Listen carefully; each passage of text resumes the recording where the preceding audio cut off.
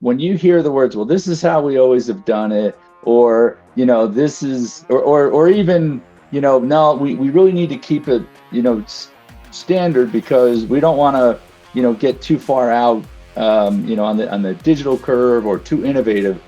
That's the moment that you look and say, okay, there's an opportunity here. The Sales Proformance Show.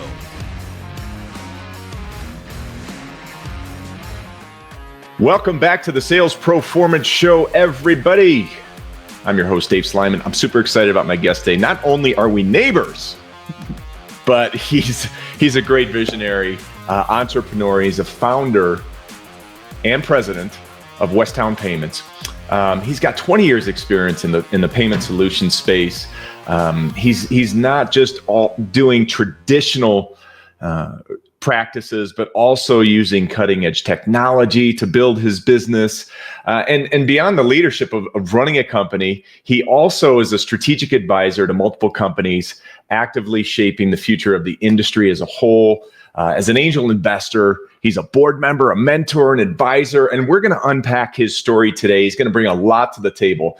This guy and I met probably about a month back or so, and we could have, I've said this a few times before, but we've actually could have done a podcast, I think, on their first call. So without further ado, we're going to hear about his passion and driving of transformation and his business experience and his philosophy. But Tom Lineen, welcome to the show. Appreciate you being here. David, thanks for having me on Proformance. All right. Excellent, man. So listen, first question to give our guests a little bit of background about yourself. What inspired you to get to this point now with Westtown Payments, and how did your earlier career shape, the vision of your company and where you are today? Sure. So I've always, and for reasons I still don't fully understand, always thought I wanted to run my own business. And even out of college, kind of had that same idea, and so chased it. And so I found the payment industry totally by accident. I was, and I don't want to get into the whole story, but I was at a trade show at an entirely different industry, and I was miserable. I was driving 60,000 miles a year, selling across like 6 states in the Southeast, and I just had that, that moment. I was at a like roadside hotel at some conference somewhere to do something. And I just was like, no, I'm going to give that guy a call. And I called the gentleman who I met at that conference months earlier. And he was in the payment industry. Okay. And he was telling me what he was doing. This is 1998. E-commerce was just starting. Yeah. And I knew, okay, if we could figure this out, if you could figure out a way to move money, to actually have commerce through websites, and now it's obviously gone to a whole nother level. But back then that was a big ask. There was something there, and so just chased it. And as you talk about like the payment industry, and back then especially, it was really not very interesting, certainly not sexy at all. And so, when I looked at it, I said, gosh, if I can do this as just a guy, as an independent sales organization or an ISO, boy, I wonder, what else we can do with this. And so, through my career, I've been on all sides of the payment industry. That particular job was on the technology side. Then I joined the ISO world, like truly the ISO world, which has a lot of different flavors. But what is the ISO world? Talk about that. Yeah, so let's talk about the ISO world. So there are everything from the individual, like you or I, who go door to door selling merchant services. Yeah. And that's the terminal on the desktop or the POS system at the restaurant. And we represent a bank, and there's always a bank at the back end. In the US specifically, I'm talking, but there's always a bank. And so we represent a bank, and that's it. And we're independent, truly 1099. You eat what you kill. Gotcha. And then as you go up the market, there are other ISOs, but these are true organizations. These are multi-billion-dollar companies that have huge networks of distribution. They're names that you actually hear out in the market, and you go, oh, okay, I've heard that name, I've seen them, but they're still independent. They're no different than the contract that I had as independent. Then you go up to the bank side, and then on the bank side, you're truly, and these are your banks on, Main Street USA, up to, your Chases and B of A's that have a merchant service division. And in this case today, I run the merchant service division for a bank in Michigan called Dart Bank. It's a 99-year-old state chartered bank, and they bought our company. So Westtown Payments was a joint venture with another bank called Westtown Bank and Trust, hence the name. Very, very creative marketing, I know, but we wanted to align truly with the bank. And so by doing so, it helped drive our mission. And that bank was being purchased by another bank that wasn't directly in the payment space and didn't really align with our vision for what payments will be. And so we had the opportunity to package up the business and sell it, and we did in the summer of 2023. And so now we're part of Dart Bank and continuing on that that journey that we started back in 2020 with Westtown Payments. That's great, man. And I want to back up here. Okay, a couple of things I want to back up. I remember when I had my business, I think, I started in 99. My first payment system, I had to buy the unit. I had to all that stuff. And it was just, it's like a 5-year deal I had to do with them. It was a crazy, crazy thing. And then how it's evolved now where you can just, it's so accessible. But more importantly, like when you transitioned into this, because for those listeners out there who are looking at transitioning into another business, what was it for you that really intrigued you about making this jump? Was there anything specifically when you were driving 60,000 miles and you're like, you met this guy, you start talking to him, was there this one defining moment for you where you're like, you know what, I'm making the jump?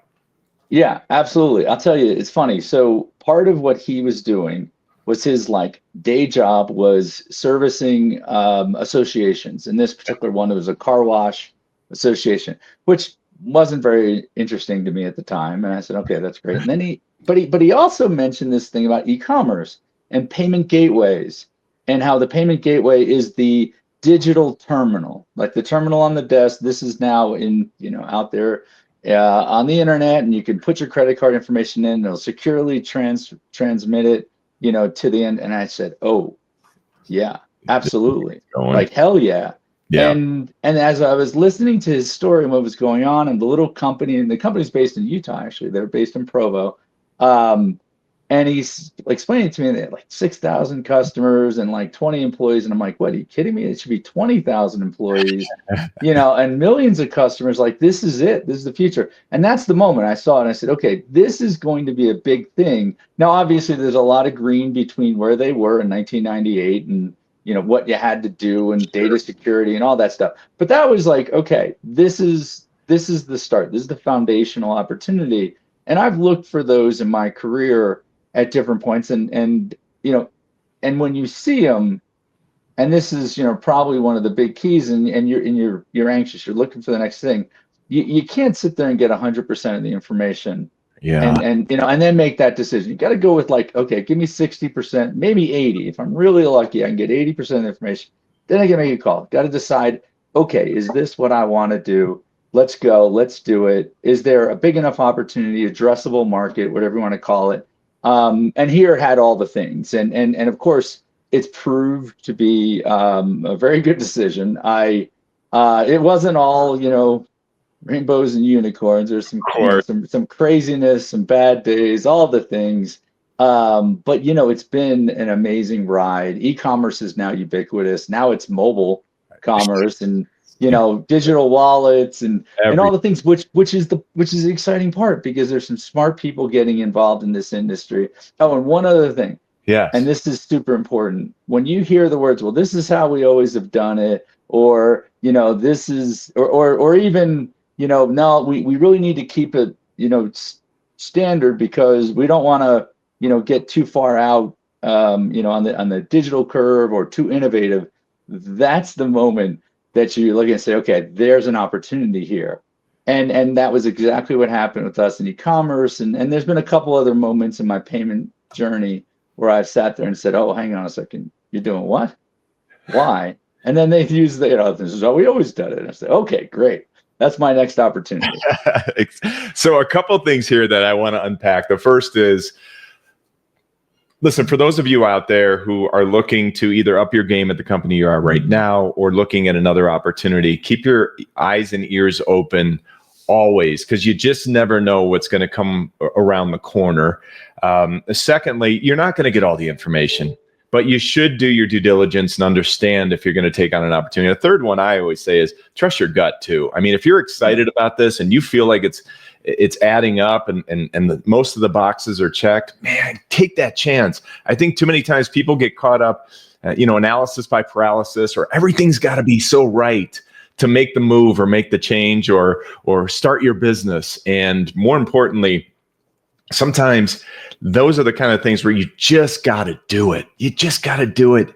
And you'll figure out a lot of stuff. As long as you have a good mindset and a good work ethic, you'll typically find out that the universe, I always say this, will conspire with you to get things done if you're putting in the work and you have a vision of what you want to accomplish. And your experience and your track record is a direct reflection of that, man. So I really think that's great, Tom.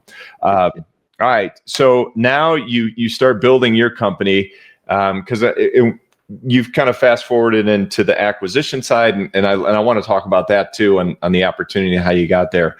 But tell me a little bit about when you were building the company over time. Obviously, how did that all evolve? What were some of the key moments there? Sure. So, tell you a funny story. In this one specifically, so it was February of 2020. Okay. And I just had done a consulting gig with another bank that wanted to get into the payment space, and got everything done, everything set. And then they kind of decided, well, we're not going to do that exactly, and we're going to do something totally different. And I went, okay, wow, what a waste of time, truly. And then I get approached by a friend who knew of the bank, Westtown Bank and Trust, which is an Illinois state chartered bank, but their bank corp was based in Raleigh, North Carolina. Okay. And I went to school in Raleigh, so it had a little connection there. And I said, okay, well, I'll talk to them, but I'm not doing another consulting gig again because of what I just explained. Yeah. And so I had a great conversation with the COO. She was a visionary. She got it. And she said, listen, these are our customers. And again, community banks truly believe that their customers are their friends and their neighbors, because they are. And so she just said, listen, I don't want to let my customers kind of talk to or be let to the wolves of the ISO world and some of the stuff that was going on, specifically in the CBD and hemp industry, which at the time just had the Farm Act. 2018 Farm Act was passed, which made it not only legal federally, but also allowed it to interstate commerce was now allowed, and some other things where the marijuana industry, which is the hemp plant's cousin, let's call it, doesn't have that freedom. It's still federally illegal, and interstate commerce isn't allowed. So the bank was very, very, very forward in their thinking here and said, okay, we're going to bank this industry. And of course, if you bank them, then they say, hey, that's great, but how do I get money into my business? I need to take credit cards. I need to take checks, ACH, those kind of things. And so found the bank, talked to her name, and her name was Melissa Marcel, and she's COO. She eventually became the CEO of the bank, and she loved the idea. But here's the thing, it's February 2020.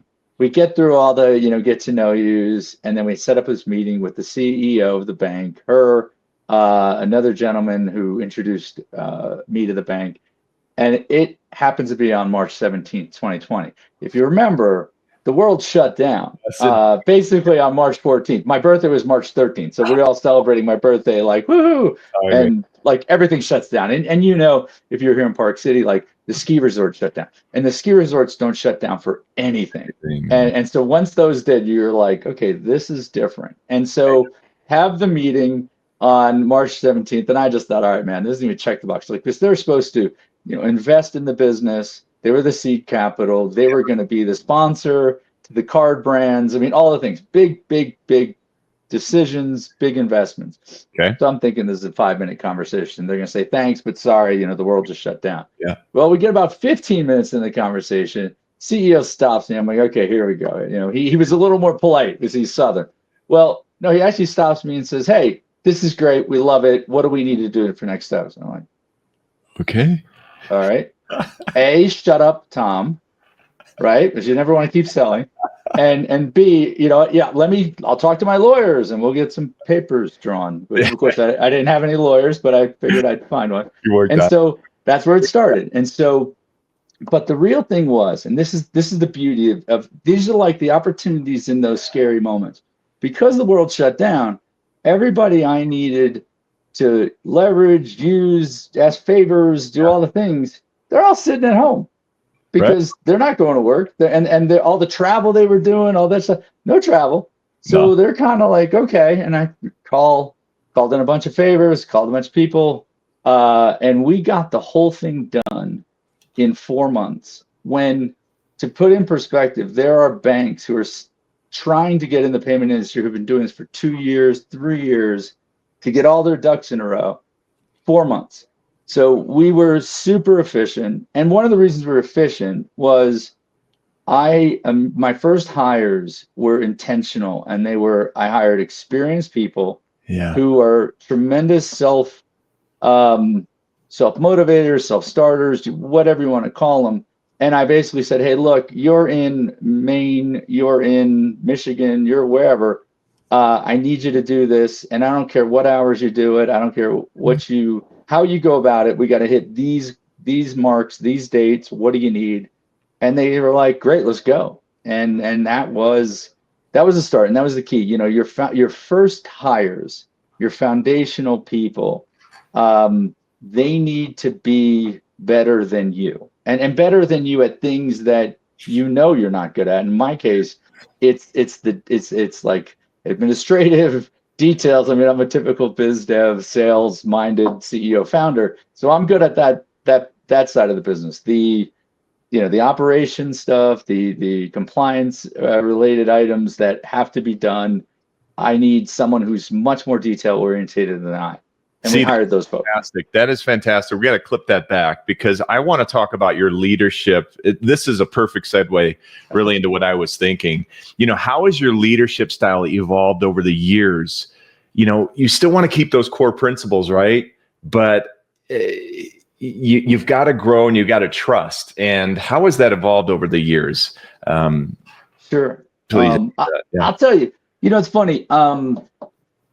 I'm going to say a couple of things that are incredibly critical of myself. Yeah. So one, I learned a long time ago when I first started my first company, like I'm really good at getting it going, getting to revenue, doing the things that a lot of people, especially now, or maybe not as much now, but certainly in the most recent history, weren't good. They could care less about revenue. They care less about profitability. And I think, God, that's the only thing I think about. But that was when I was starting out. So I got the businesses to be making money but they wouldn't scale, and so I would sell them, and I've sold 3 payment businesses in my career, built and sold. And so first one was good, but it wasn't great, and I like I said, I wasn't able to scale it. The second one, I think we did, and I learned more and more so. I don't think I hired so well early on because I was so worried about budget, and that affected my ability to scale because I didn't have the right people in the right roles, and I was taking on a lot more of the administrative and operations, which again, not my strength. And so on the third one, which I'd say is this one, the first thing I did was hire talent. Great. And I hired talent that I knew had been part of bigger organizations and they've also experienced mass scale, like where growth went from like 6 employees to 600, and they had to just do everything and anything to keep the ball rolling, keep the business growing. That is such a great point. And listen, when you're in the startup world, you understand, right? I mean, you're bootstrapped. You're looking for A players, but the A players are going to require a salary that's probably not going to be reflective of what you can afford. So I always say you try to find the B players that want to be A players, that have the ability to be A players as you grow. And no, it's not a perfect science by any means, but if I could really just sum up what you said, it's what you've learned through the years is surrounding yourself with people who are smarter than you. And when I was younger, man, I wanted to be the smartest guy in the room. And then I learned after time, Absolutely not. I do not want to be the smartest guy in the room. I think it's a great point, Tom. Great point. And I think too, the other thing that and you highlighted earlier was I hired what I consider people smarter than me, but they were also better at things that I knew I wasn't good at, nor was I going to become good at. And so it didn't make sense for me to now go learn a skill or a tool to be better at something when I'm like, I need that now. So we can continue to grow at this pace and to meet the demands of the business. And by the way, too, because I read this recently, I thought it was such a brilliant thing, but it was also a very challenging thing to execute. And they said, don't hire until you absolutely need to, and you're dying because you don't have that person. I'm like, but is that the best thing for your business? And I'm fortunate in that this particular business, I did have a partner who was funding the business. They were funding the model, and it had certain hiring expectations throughout, especially because we're part of a bank. When you're part of a bank, compliance is key. And so you got to have all those people in place ahead of whatever you're doing, or else you're going to get sideways with your regulators, which is never a good day. So we were able to do that. So I didn't have to hire at that with that focus. I could actually hire ahead of the problems and the growth. And I would say that was a luxury I didn't have in the first two businesses. So to be really fair, that was unique, and I took advantage of it. And because of it, we always were one step ahead of what was coming next, which made me look like a great manager. But truthfully, it was because I have, stubbed my toe enough in previous businesses to say, God, I wish I had this then.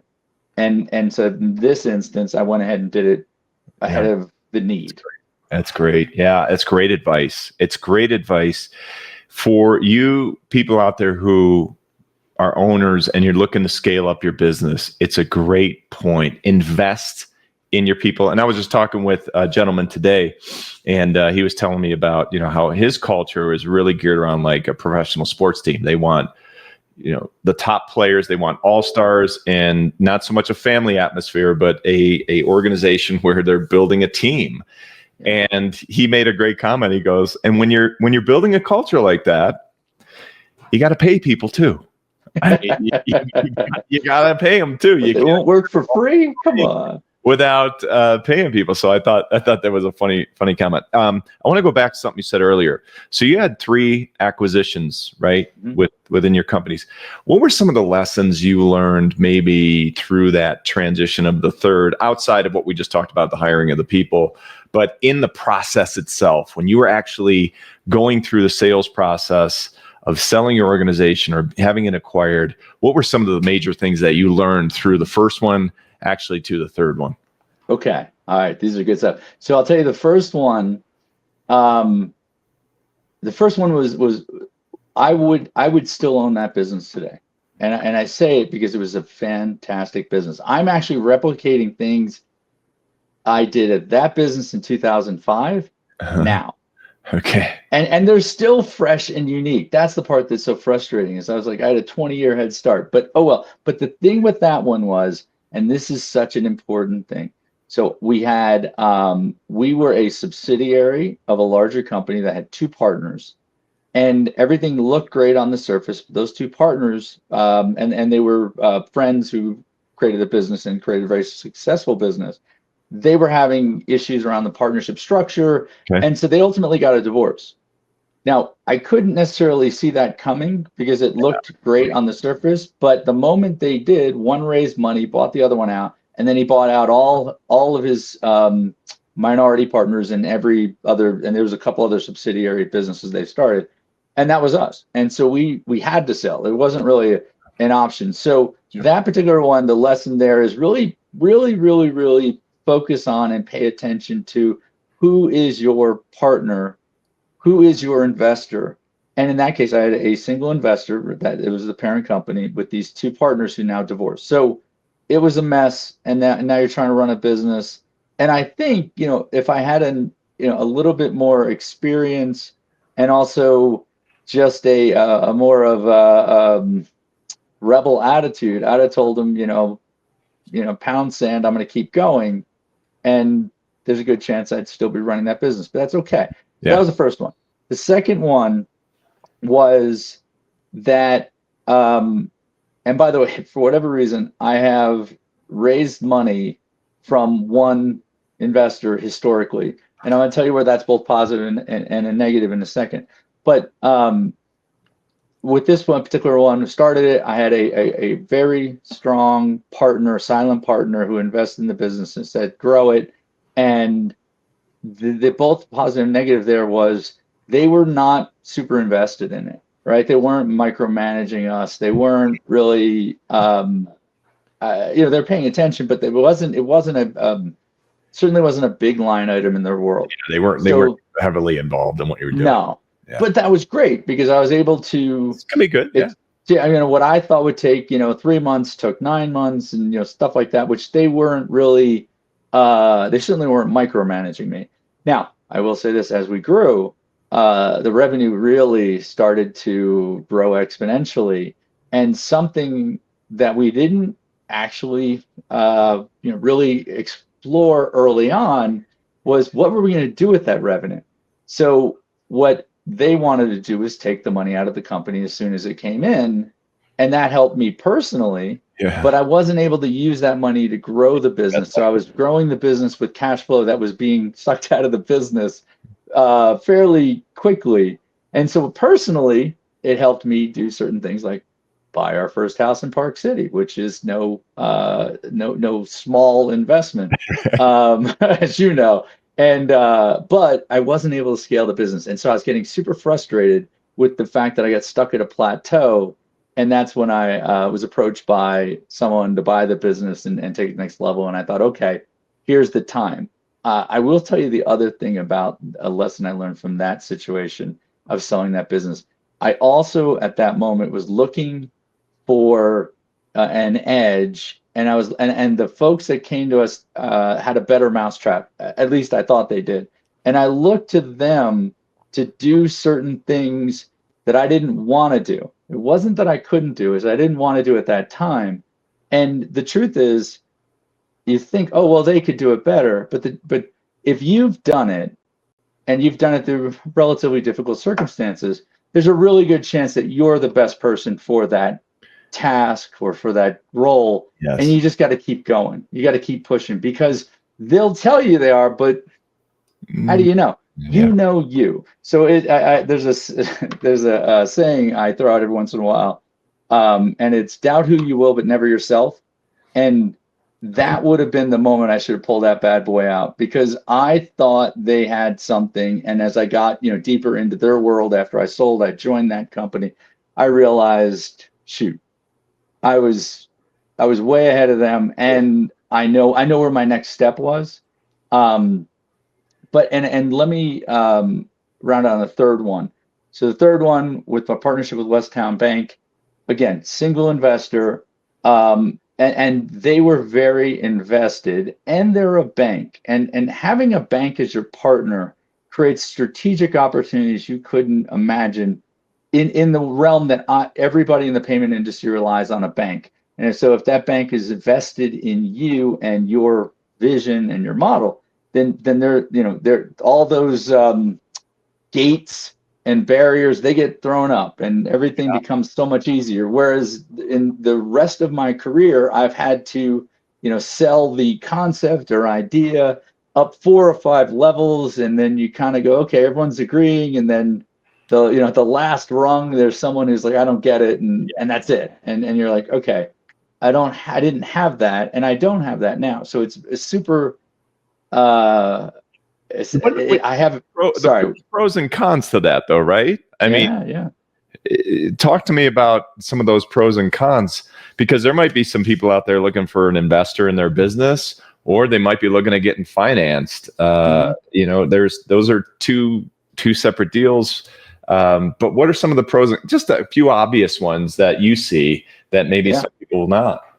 Well, So I'll tell you, I touched on this a little bit earlier, and I'll come back to it, is the idea, do you want a single investor, with deep pockets, or do you want many on your cap table?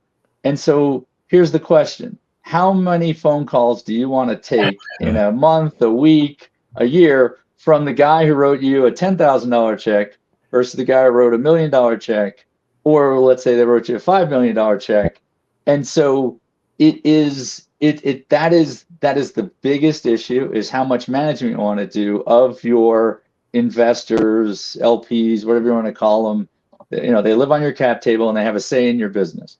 Now, I will say this: when you have one and they fall out of favor, you fall out of favor with them personally, or the business model, or their life changes, you're done. Like, that's it. It's over.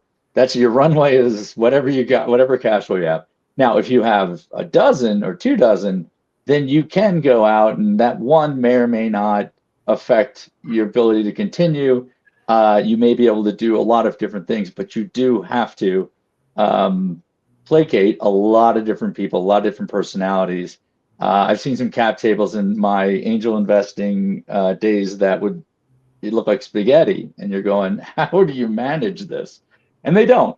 They hope that the guys who write the little checks don't call them, and they hope the guys who write the big checks are happy. But that is, that's the you have to measure and decide, okay, what do I want? I just had a friend who got 2 years into his business, and he had built a amazing product, and his investor just said, no, I'm done. Guy was like $10 million into it. Whoa. And he just said, I'm done. And I'm like, wait a second. This is an industry changing product. And the problem is when that happens and you go to, 5, 10 other people who even know what you're doing, they all go, well, wait a second. Why would someone walk away from $10 million? So they get real, the radar goes up, they start coming up with scenarios. And even though in his case there were none, it's too late. And so that business, craters and goes away, and you're going, wait a second. Oh man. Yeah. That's the dilemma, right? Yeah. I mean, as an angel investor, right? You talked about that. What traits or strategies do you look for in companies, that are specific if someone's going to do that? So a couple things. So when I was writing checks, and I was doing it much more my younger days than I am now, as I'm running a business more so than advising. But I would say this, a couple things.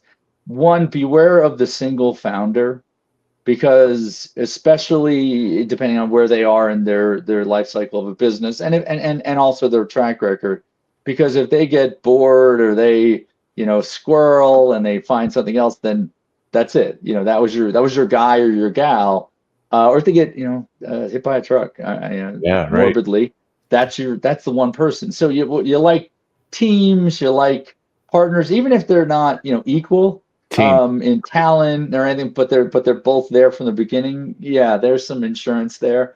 The other thing is, for me personally, is do I understand this business, which is huge.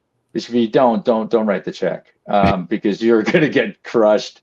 There's some lucky people out there who wrote a check for Facebook and Uber, and we're like, oh wow, it's amazing. That's not how it usually works. Yeah.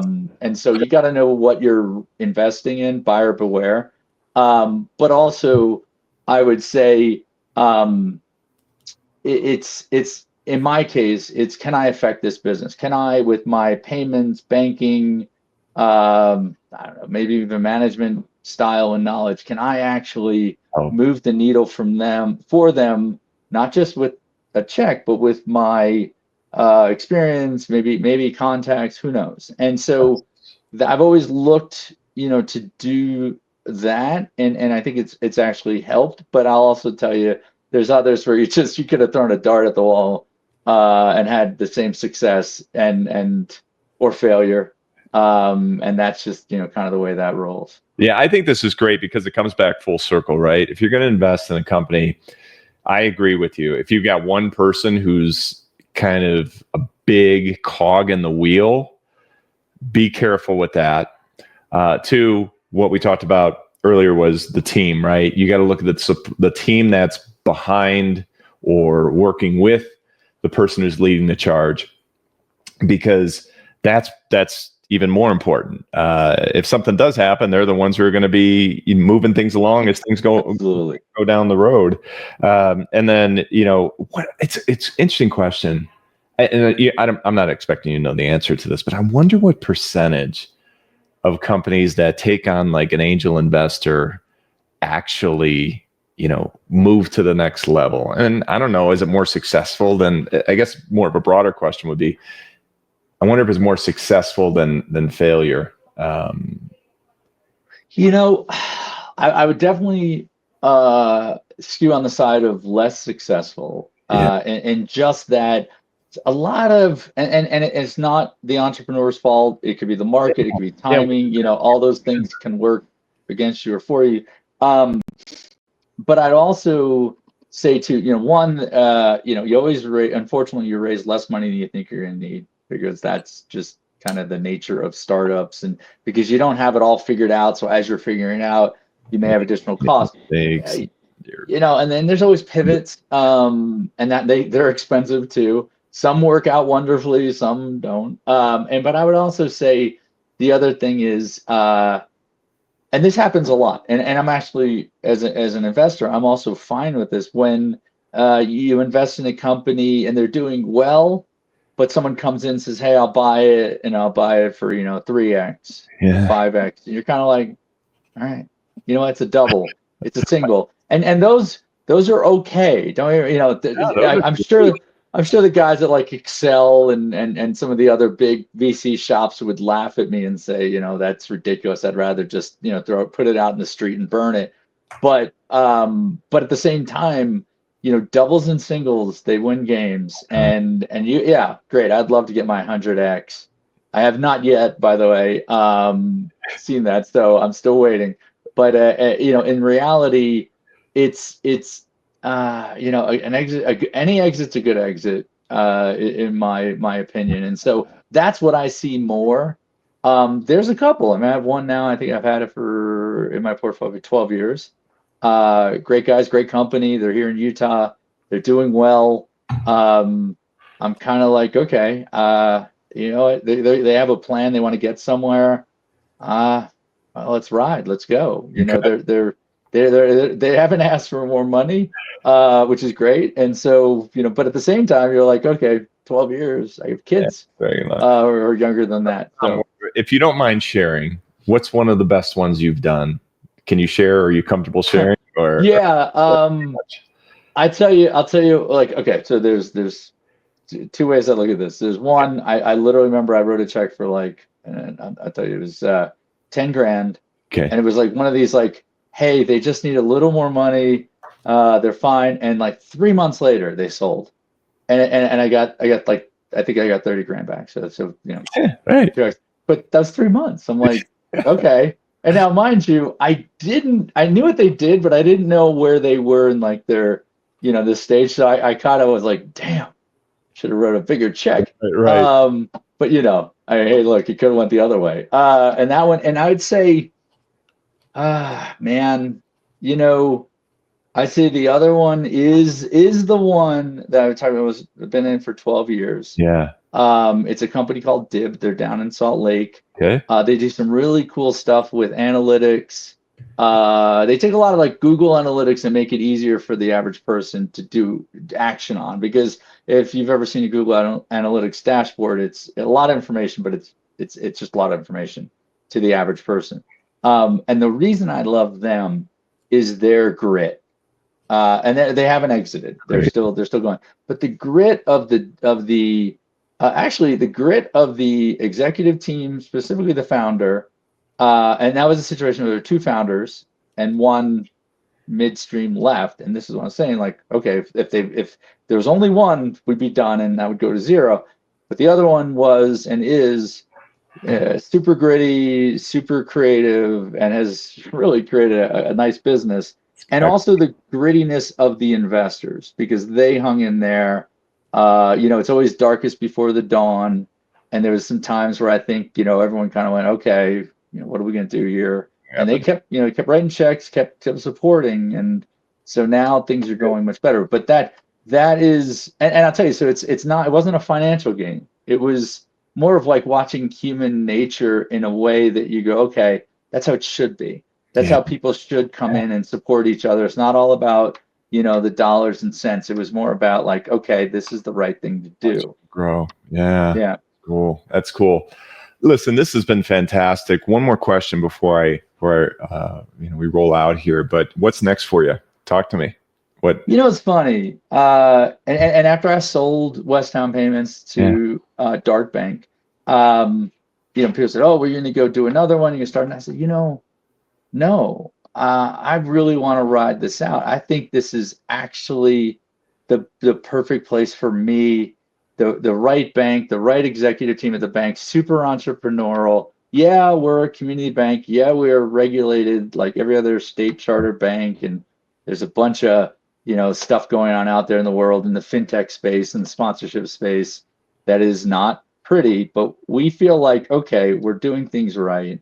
We have a great leadership team that's willing to invest in compliance and people way ahead of the revenue, which is so unusual.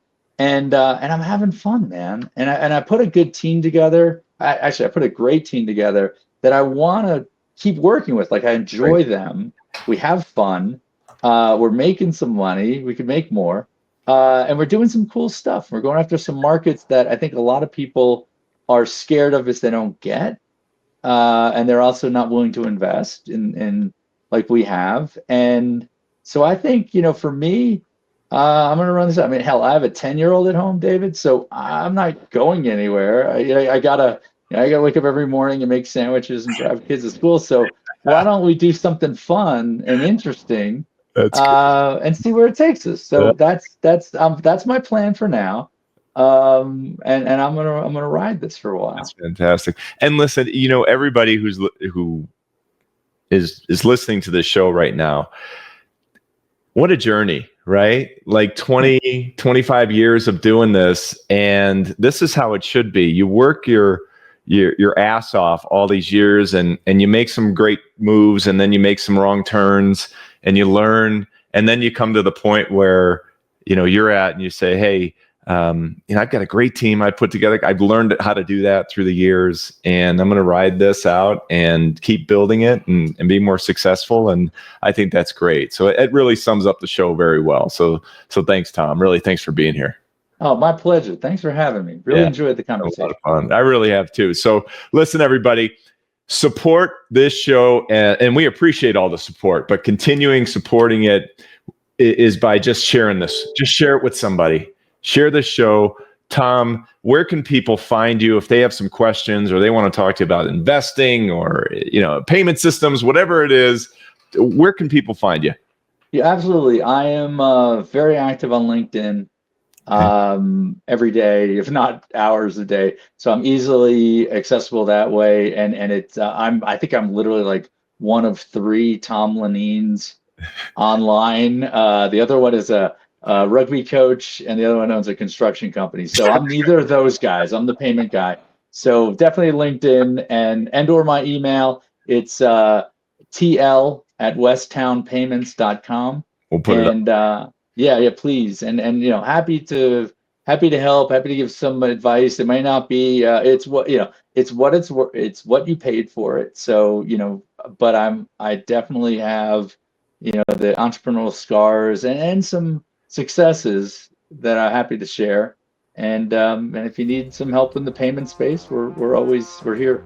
We're here to help. Great, man. So. That's great. Tom, listen, thank you. Appreciate you being on the show. This has been fantastic. Everybody, wealth, health, and success to you. Again, like the show, share the show, check us out, and we appreciate all your support. And we'll see you next time.